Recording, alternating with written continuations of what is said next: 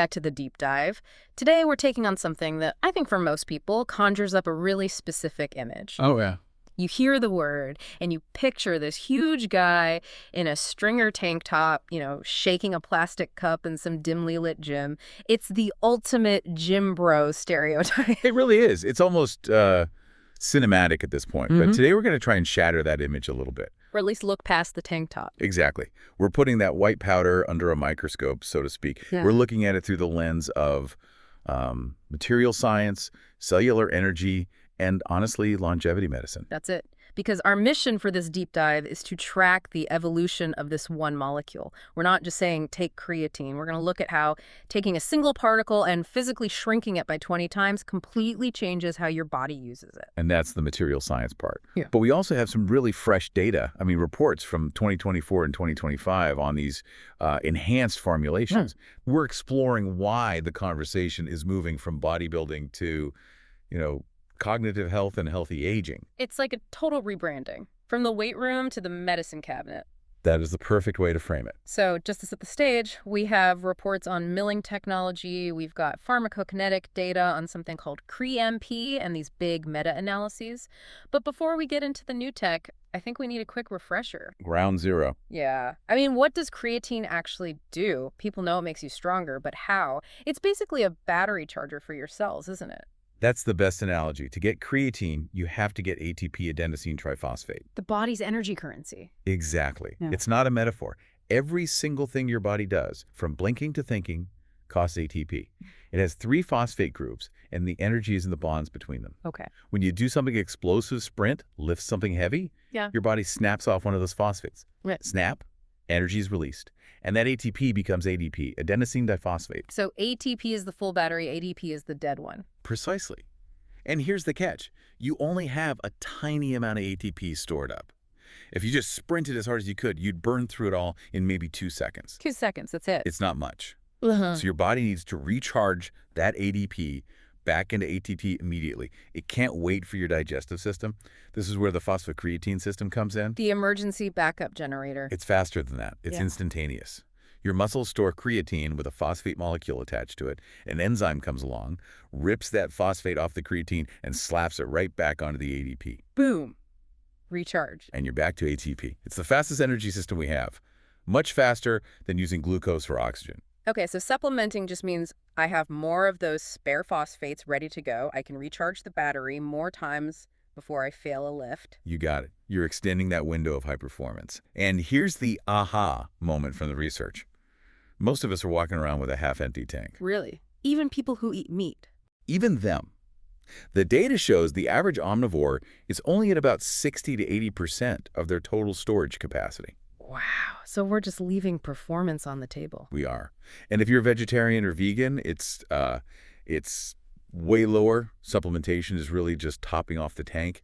You can elevate those stores by 20 to 40%. So you're just maximizing your own biology. You're fully charging the battery. Okay, so that's the why. Let's talk about the what. Because anyone who bought creatine, say, 15 years ago remembers the experience. The grit. The grit. It was like drinking wet sand. You'd shake it, and there'd still be this sludge at the bottom of the cup. I remember it well. That's standard creatine monohydrate. Under a microscope, those particles are about 200 micrometers. Which sounds tiny, but it's not. Not in chemistry, no. And that brings us to the first big leap forward. Micronization. This is a material science thing. They basically use a mechanical milling technique to pulverize those crystals. How small are we talking? Down to about 10 micrometers. So a 20-fold reduction, that's huge. It is, and it matters because of physics. It all comes down to surface area. Is this like the ice cube analogy? It's exactly the ice cube analogy. A big block of ice in water melts slowly because the water only touches the outside. Right. But if you crush that same block into tiny shavings, it melts almost instantly. Because more of the ice is exposed to the water. Exactly. When you micronize creatine, you're massively increasing the surface area relative to the volume. That means it dissolves way, way faster. And that's not just for convenience, right? This connects directly to the side effects, the infamous creatine bloat. A dreaded bloat, yes. The stomach cramps, running to the bathroom. That's why people quit. And that all happens because of something called the osmotic effect. If you drink that sandy, undissolved creatine, those little crystals sit in your gut, and they act like magnets for water. So they just pull fluid from your body into your intestines. Yes. Your body floods the area with water to try and dissolve them, and suddenly you feel bloated, your intestines are stretched out, and all that water has to go somewhere. And that leads to diarrhea. Yep. So micronizing it solves the problem. It dissolves in the glass, not in your gut. It solves the compliance issue. Okay, so we've gone from sand to dust. That was evolution number one. But now, looking at these 2025 reports, we're into enhanced micronized stuff. We've got data on this cream ampy formulation, and the numbers here are pretty wild. This is where things get really interesting. Researchers started looking at the pharmacokinetics, basically how the drug moves through body absorption, distribution, all of that. And they did a head-to-head comparison. They did a pivotal study. They put this enhanced formula up against regular micronized creatine to see which one won the race into the bloodstream. And looking at the data, total bioavailability went up by nearly 39%. 38.97% to be exact. That's the AUC, or area under the curve. Explain AUC for us real quick. So imagine a graph. The vertical axis is the creatine concentration in your blood, and the horizontal one is time. The AUC is the total area under that line. It's how much of the stuff actually makes it into your system over time. So a nearly 40% increase is massive. It's a huge deal. It's almost 40% more of the product being available for your body to use. And it hangs around longer, too. Half-life is up over 21%. And the body clears it out slower. Right. It's not being flushed out as fast. But why does that matter? If I take 5 grams and it gets there eventually, who cares how long it's in my blood? That is the critical question. It's all about the transporters. Your muscle cells have these little doorways called sodium-dependent creatine transporters, or CRT. And these doorways have a speed limit. Exactly. They're saturable. Think of a turnstile at a stadium. You can have 10,000 people waiting, but that turnstile can only click one person through at a time. So if you flood the system, but the turnstile is slow, and then the creatine gets flushed out. You miss your window. The crowd goes home before they can all get in. By extending the half-life and keeping the concentration high for longer, you're giving those transporters more time to do their job. That makes perfect sense. You're working with the body's bottleneck. But let's play devil's advocate. Does this fancy science actually translate to real-world results? The so what factor. Yeah. We've got a 2024 meta-analysis here from the Journal of Strength and Conditioning Research. 12 trials. What's the verdict? The verdict is pretty definitive. They compared people training with creatine versus placebo, and the changes in body composition were just fascinating. And really distinct. Very. The creatine group gained, on average, 1.4 kilograms more lean body mass. That's just pure muscle tissue. Right. But this is the part that gets people. They also lost fat. Really? I thought creatine makes you look puffy. That's that old water retention myth. The puffiness is water inside the muscle cell, which is a good thing. But the data shows the creatine group lost about 0.73 kilograms of fat. Body fat percentage dropped. So you're gaining muscle and losing fat at the same time. That's the holy grail. How does it do that? It goes back to work capacity. With more creatine, you can just do more work. More reps, heavier weight, better recovery between sets. You're just burning more calories because you can do more. Exactly. And by adding more muscle, which is metabolically expensive tissue, you're raising your basal metabolic rate. You're turning up the body's furnace 24/7. So the creatine enables the work that drives the result. That's the synergy. And I have to mention the lower body strength numbers. The weighted mean difference was over 11 kilograms. Wow. It's a huge jump. It shows that for those big energy-hungry muscles like your quads and glutes, having that extra fuel is a complete game changer. Okay, so this is a no-brainer if you lift weights. But let's pivot to the part I found most relevant for, well, almost everyone. What if you're not an athlete? What if you're just getting older? This is where the whole narrative shifts. Yeah, the sources suggest we should think of creatine less as a sports supplement and more as a longevity aid, specifically for something called sarcopenia. This is a huge field right now. Sarcopenia is just the age-related loss of muscle. It starts in your 30s and it picks up speed as you get older. And it's not about vanity. It's a survival issue. Totally. It's a major predictor of falls, disability, loss of independence. If you lose enough muscle, you literally can't get off the toilet by yourself. You become frail. It's a grim thought.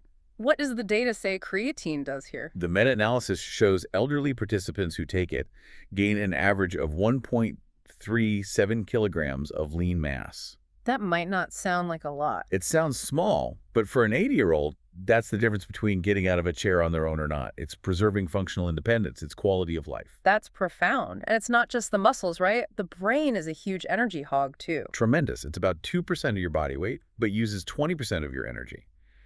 And yes, it uses the phosphocreatine system just like your muscles. I thought the section on sleep deprivation was fascinating. It makes total sense. When you're tired, your brain's energy levels are down, you feel foggy. Cool. Creatine helps maintain that energy supply. It improves memory and processing speed, especially in the elderly or anyone under stress. It's like a backup battery for your brain. Exactly. And we have to circle back to the vegetarians here, Yeah. because if their tank starts off that much lower, the effect of filling it up is much more dramatic. The relative gain for vegetarians and vegans is huge. They often see the biggest improvements in both physical and cognitive performance. Okay, but we have to address the elephant in the room. The kidney question. Someone always asks, doesn't that wreck your kidneys? This is the zombie myth that will not die. Let's put a stake through its heart. Please. The whole concern comes from a misunderstanding of a blood test marker called creatinine. Sounds like creatine. It's the waste product of creatine. Your muscles use creatine, it breaks down into creatinine, your kidneys filter it out. It's normal. So if I take more creatine, You'll just naturally make more creatinine waste. So your blood levels of it will go up. A doctor sees that high number and assumes your kidneys aren't filtering properly. it's a false positive. It's a false positive. The kidneys are fine, they're just processing more volume. If you look at the actual markers of kidney health, like GFR, they're perfectly normal. The data is clear. It's safe for healthy individuals. What about the other one? Dehydration and cramping. That's another one where the science got flipped backward. People think because it pulls water into the muscle cell, it's dehydrating the rest of the body. But that's not what happens. No, that cell volumization is protective. You're carrying a hydration reservoir inside your muscles. It actually improves your body's ability to handle heat. Athletes on creatine have fewer instances of cramping and heat illness. Wow. Okay, so myths busted. Let's talk practicals. Someone listening wants to start. They see creatine, HCl, ethyl ester, buffered. It's a mess. It's a marketing minefield, and most of it is just nonsense to get you to spend more. Break it down. HCl. Claims to be more soluble, maybe in a lab, but once it hits your stomach acid, it becomes free creatine, just like monohydrate. You're paying more for nothing. Buffered. Crealkaline. Debunked. Ew. Trials show it's no better, and sometimes worse, than plain old monohydrate. Ethyl ester. Avoid it. It degrades into waste so fast it barely does anything. So the boring answer is the right answer. Micronized creatine monohydrate. It's the king. It's the gold standard. It's cheap, effective, and has decades of safety data. And how do we take it? Do we have to do that loading phase? You have two options. You can load with 20 grams a day for about a week. That'll saturate your muscles fast. But that's a lot for your gut to handle, even the micronized stuff. The gentler way is the maintenance approach.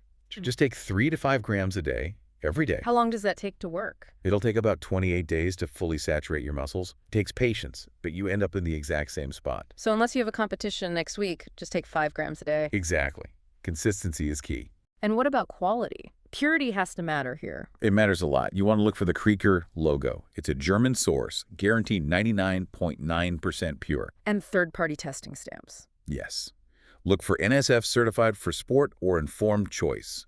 That means it's been tested for heavy metals and, importantly, for banned substances. Worth a few extra cents a serving. Absolutely. So to wrap this all up, we've gone from gritty sand to a high-tech particle that fuels our biological batteries, fights aging, and even boosts brain power. And the new enhanced formulations are just getting better at delivering that fuel to where it needs to go. It really is a longevity tool in disguise. But before we sign off, I know you have a final thought for us to chew on. I do. We've spent all this time talking about how to get creatine into the body. Bioavailability, solubility, all of that. We're getting really good at it. But here's the thing. There's a biological ceiling. The tank size. Exactly.